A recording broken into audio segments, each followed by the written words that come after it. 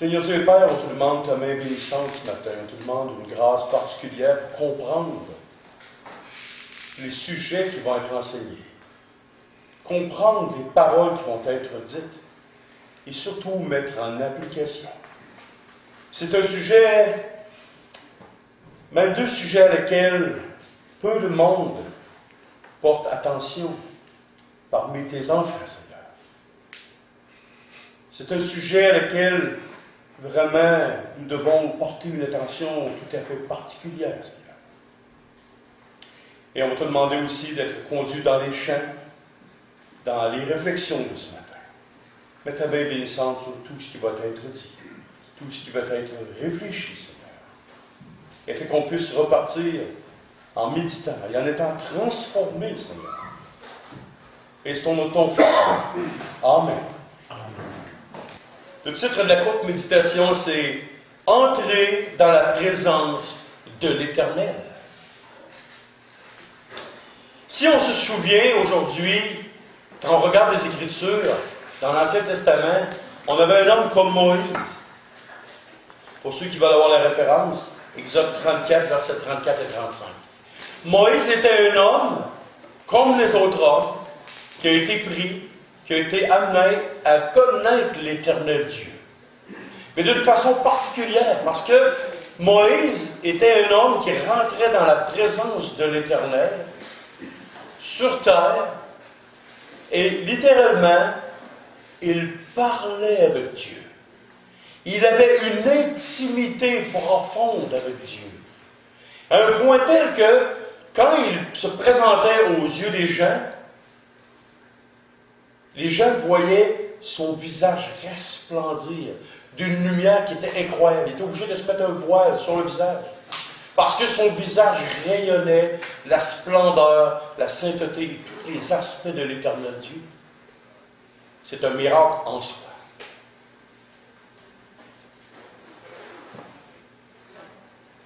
Ensuite, dans Matthieu chapitre 14, versets 22-23, nous avons Christ que lui allait seul avec le Père et il rentrait dans la présence de l'Éternel, son Dieu, son Père. Et il avait une relation avec lui. Une relation très intime avec lui. Tellement intime que lui aussi, mais là, ce n'était pas juste le visage, c'était toute sa personne qui a été transfigurée et devenue blanc comme un linge blanc. Ou, on pourrait dire, blanc comme la neige quand la gratte n'a pas encore passé. Si vous ne savez pas c'est quoi, attendez, dans quelques mots, vous allez savoir c'est quoi. C'était une neige blanche, incroyable, maculée, c'était blanc, splendide. Et nous, aujourd'hui, quand on vit dans l'atmosphère dans laquelle on vit présentement, on a la crise du coronavirus, on a toutes les inquiétudes, on a notre travail, les distanciations sociales, pas quelque chose dans lequel on vit. Et ça, c'était en plus de tous les problèmes qu'il y avait déjà autour. Problèmes au travail, problèmes liés avec la vieillesse, problèmes liés avec la jeunesse aussi. Quand les jeunes disent « Oh, j'ai tombé d'école à faire », les plus vieux disent « J'aurais donc dû aller à l'école, j'aurais moins mangé de misère ». On est pris tout bord, tout côté. Et là, ça devient comme des montagnes, des examens. Un mari qui n'est pas croyant, une femme qui n'est pas croyante, tes enfants qui ne sont pas croyants. Ça amène une dynamique de famille qui est différente d'une famille qui, tous les gens sont croyants. Un environnement non croyant comme la mienne, où il n'y a aucun chrétien. Et là, on vit au travers de ça. Et si on veut être honnête, on est loin de resplendir. On est loin de resplendir. Mais comment passer au travers d'une vie dans cette atmosphère-là? Comment Moïse pouvait avoir, puis on dit, ah, dans le temps, Moïse était chanceux. Voulez-vous réellement avoir la place de Moïse? Avoir 2 millions de chialeux en arrière de vous autres, à tous les jours, qui critiquent votre leadership? Vous êtes en plein désert, il fait chaud, le monde sont sur le bord de mourir de faim, mourir de soif. Vous voulez vraiment avoir la place de Moïse? Vous voulez vraiment avoir la place de Christ? Avec toutes les pressions sociales et morales que ces deux hommes-là vivaient. Et quand Dieu dit, je vais t'envoyer un prophète exactement comme toi. Wow! Dans les mois de désert. Copier-coller. Les mêmes circonstances, les mêmes pressions. Qui aujourd'hui voudrait être à la place du premier ministre, M. Legault? Qui voudrait avoir sa place? Ah, il est chanceux, il a un gros salaire. Ouais, je pense que dans le secteur privé, il avait un meilleur salaire que le premier ministre. Puis quand il est devenu premier ministre, je ne pensais pas qu'il aurait donné son nom pour être premier ministre s'il savait qu'il allait être premier ministre dans une pandémie. Souvent, on regarde ailleurs, ça a de l'air plus vert. Et dites-vous une chose, c'est rough sur la terre. Et ça, je ne vous dis rien, je ne vous apprends rien.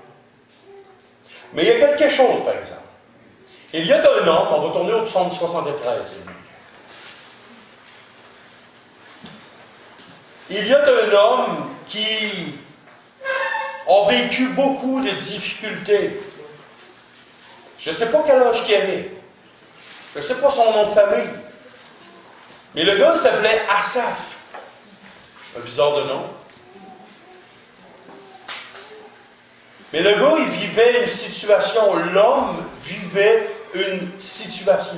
Et nous lisons le psaume 73, verset 1. Oui, Dieu est bon pour Israël, pour ceux qui ont le cœur pur. Toutefois, mon pied allait fléchir, mes pas étaient sur le point de glisser, car je portais envie aux insensés en voyant le bonheur des méchants. Rien ne les tourmente jusqu'à leur mort, et leur corps est chargé dans mon poing. Ils n'ont aucune part aux souffrances humaines. Ils ne sont point frappés comme le reste des hommes. Aussi l'orgueil leur sert de collier, la violence et les vêtements qui les enveloppent. L'iniquité sort de leurs entrailles, les péchés de leur cœur se font jour. Ils raillent, ça veut dire ils se moquent. Ils parlent méchamment d'opprimés. Ils profèrent des discours hautains, ils élèvent leur bouche jusqu'aux cieux, et leurs langues se promènent sur la terre. Voilà pourquoi son peuple se tourne de leur côté, ils avalent l'eau abondamment. Et il dit, comment Dieu serait-il? Comment le Très-Haut connaîtrait-il? Ainsi sont les méchants. Toujours heureux, ils accroissent leur richesse. C'est donc en vain que j'ai purifié mon cœur et que j'ai lavé mes mains dans l'innocence. Chaque jour, je suis frappé. Tous les matins, mon châtiment est là. Si je disais, je veux parler comme eux, voici, je trahirais la race des enfants, de tes enfants. J'arrête pour là. Lisez pas le reste. Lui-ci passait par toutes sortes de réflexions. Toutes sortes de choses qui étaient malsaines pour lui. Il dit, les riches sont toujours bien, ça va toujours bien. Avez-vous déjà vu un multimilliardaire pas stressé? Si je regarde plusieurs riches que je connais, j'aime mieux chaumière où l'on rit, la mienne, que château où l'on pleure. Ça, c'est un proverbe dans la Bible. Il y a une émission un jour qui avait passé à la télévision, ça s'appelait La misère des riches. Mais les riches meurent. Les riches tombent malades. Les riches ont-ils des enfants qui les aiment autant que vos enfants peuvent vous aimer? Vos enfants sont là parce qu'ils vous aiment. Ils ne sont pas là pour qu'est-ce que vous allez leur donner. Mais cet homme-là avait beaucoup de soucis dans son cœur et son âme. Il était tourmenté. Il était loin de resplendir. Et c'est la même chose pour nous aujourd'hui, à différents niveaux, différents sujets. Je me souviens quand ma femme était plus jeune, et qu'on regardait nos filles pousser, il y avait certaines choses spéciales. La femme avait beaucoup d'inquiétudes.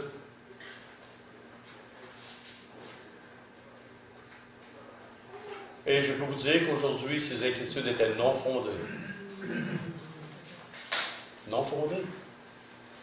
Mais comment Asaph, comment moi, comment nous pouvons passer par-dessus ce qui se passe présentement dans nos vies? Comment on peut passer par là? Comment est-ce qu'on peut passer par-dessus? Si nous essayons par nous-mêmes, bonne chance. Vos inquiétudes, vos craintes, vos colères, vos envies, vos mauvaises pensées vont toujours rester là. Mais quel est le titre du message? Rentrer dans la présence de l'Éternel. À partir du verset 16 ici. Quand j'ai réfléchi là-dessus, pour m'éclairer, la difficulté fut grande à mes yeux. Pourquoi? Parce qu'il a réfléchi là-dessus avec sa capacité humaine, avec ses moyens. Et cette difficulté a été grande. Mais, jusqu'à ce que j'ai pénétré dans les sanctuaires de Dieu, et que j'ai pris garde au sort final des méchants. Et on va aller au verset 21. Lorsque mon cœur s'aigrissait et que je me sentais percé dans mes entrailles, j'étais stupide et sans intelligence. J'étais à ton égard comme les bêtes. Tant ce longtemps que la personne se virait vers lui-même pour régler toutes les difficultés de son cœur, et s'est aperçu qu'il était stupide comme un animal. Quand on dit courir comme une poule pas de tête, ou une tête pas de poule, dans deux sens ça marche, là. Voyez-vous, il était stupide comme un animal. C'est pas moi qui le dis, c'est lui qui le dit. Il témoigne. Il dit, quand j'ai pénétré dans les sanctuaires de l'Éternel. Et, verset 23, cependant, je suis toujours avec toi. Tu m'as saisi la main droite. Tu me conduiras par ton conseil, puis tu me recevras dans la gloire. Quel autre ai-je au ciel que toi? Et sur la terre, je ne prends plaisir qu'en toi. Ma chair et mon cœur peuvent se consumer. Dieu sera toujours le rocher de mon cœur et mon partage. Verset 28. Pour moi, m'approcher de Dieu, c'est mon bien. Je place mon refuge dans le Seigneur l'Éternel, afin de raconter toutes tes œuvres.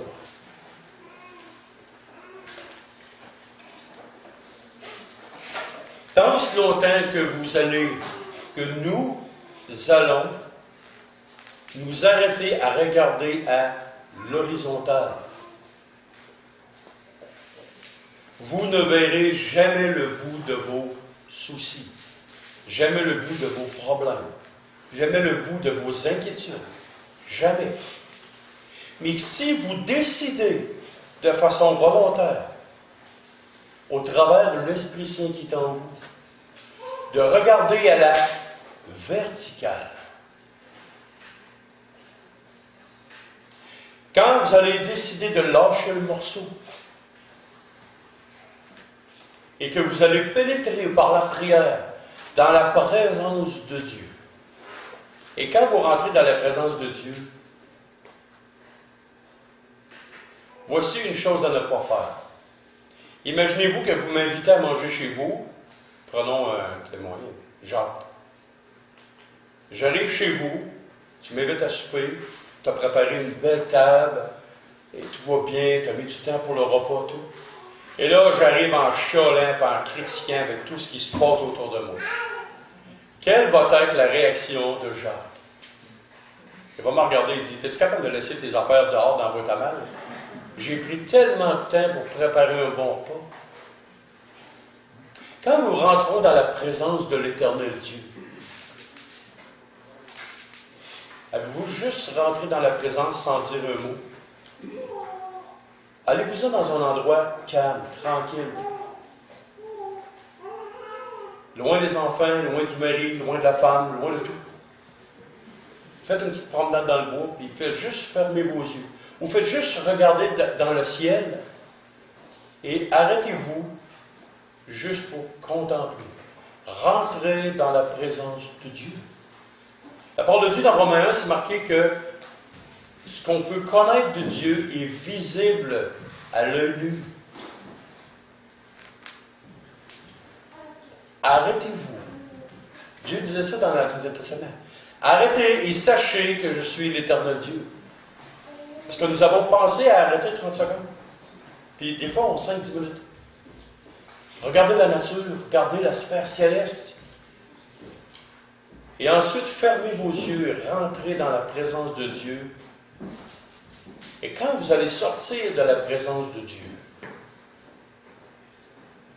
vous allez resplendir. Les choses qui vont être autour de vous vont pâlir. La gravité de la situation va diminuer. Parce que vous allez faire un tour dans la présence de Dieu.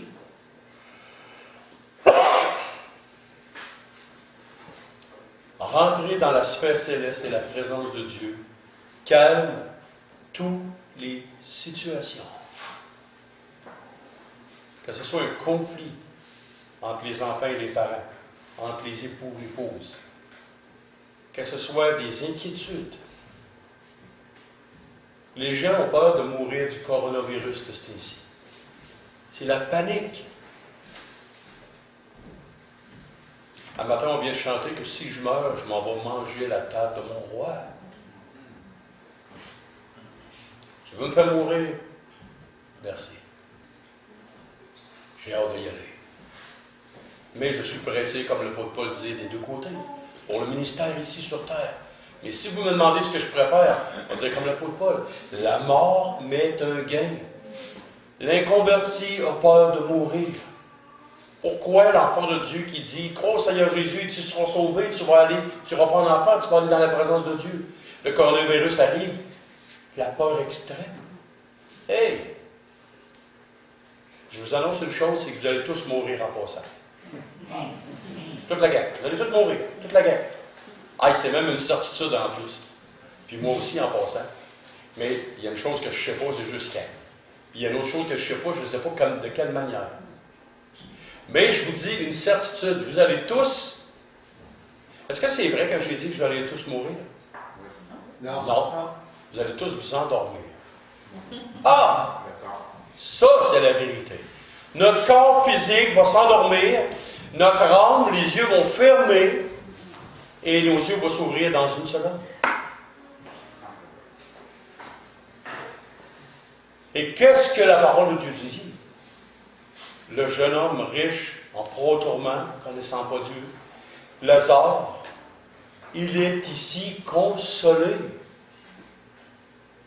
Donc, si vous voulez être consolé, si vous voulez être apaisé, faites comme cet homme, le psaume 13, Asaph. Il était troublé, mais quand il est rentré dans la présence de l'Éternel, il s'est aperçu de sa stupidité.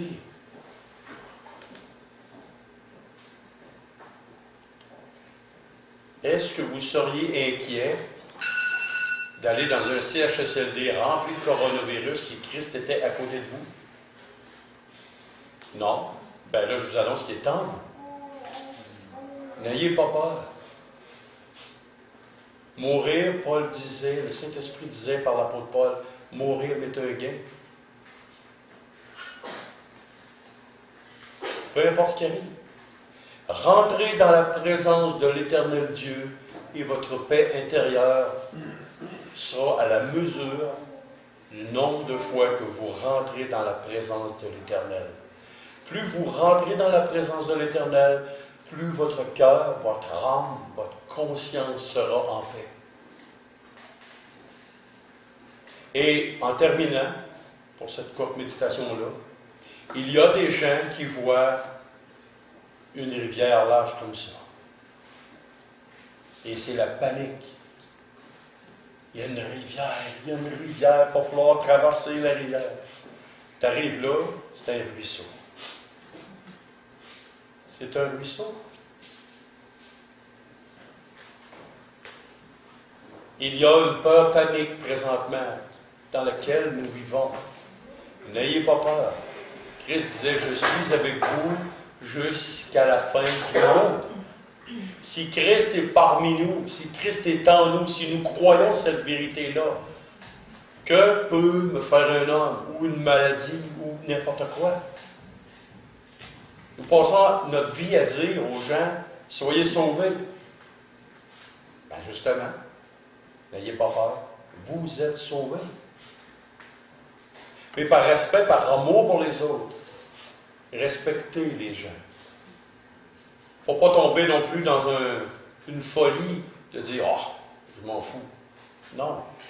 Par amour pour ceux qui ont peur. Respectons les gens, mais démontrons-leur par notre attitude quelque chose qui resplendit de nous. Et les gens vont vous dire, comme il y a quelqu'un qui m'a déjà dit, « James, tu as de l'air à ne pas avoir peur de ce qui se passe autour. » Je dis, pas du tout. Pas du tout. J'ai dit, je suis éternel. De quoi tu veux que j'aie peur? Je vais avoir parlé de mon Seigneur, de mon Sauveur toute ma vie, puis là j'ai peur. J'ai peur d'une bactérie, d'une maladie. J'ai peur d'un voisin. J'ai peur d'une situation. J'ai peur de ci, j'ai peur de ça. Hey! Oh! Dieu a créé l'univers en 6 jours de 24 heures, puis toi, tu penses que Dieu n'est pas capable de régler ta situation en 30 secondes? Oh, bonne chance. Dieu est là. Rentrez dans la présence de Dieu, toutes les situations pâlissent. Prions. Bon, du même coup, on va prier pour les offrandes. Seigneur Dieu et Père, on veut te demander premièrement pardon pour nos inquiétudes, nos soucis, nos manquements. Comme les disciples disaient, Père, à ton Fils, augmente-nous la foi. Et ce que c'est ce matin, c'est ce qu'on veut. Rentrer dans ta présence. Apprends-nous, Père, à rentrer dans ta présence. Apprends-nous. Comme ton Fils le disait, je vous laisse ma paix. Je ne vous donne pas comme le monde donne, je vous laisse ma paix. Les disciples étaient affolés, Père. Mais le Seigneur Jésus, en entrant auprès d'eux, disait que ma paix soit sur vous. Alors, Père, élève nos cœurs dans ta sphère, dans ta présence. Fais-nous entrer. Et comme un psaume disait, vaut mieux un jour dans tes parvis que 1000 ailleurs, Seigneur. Ô combien, Père, c'est bon d'être auprès de toi. Élève nos cœurs, élève nos âmes à tous les jours de notre vie. Et c'est ton nom de ton Fils Jésus qu'on te prie pour cette chose.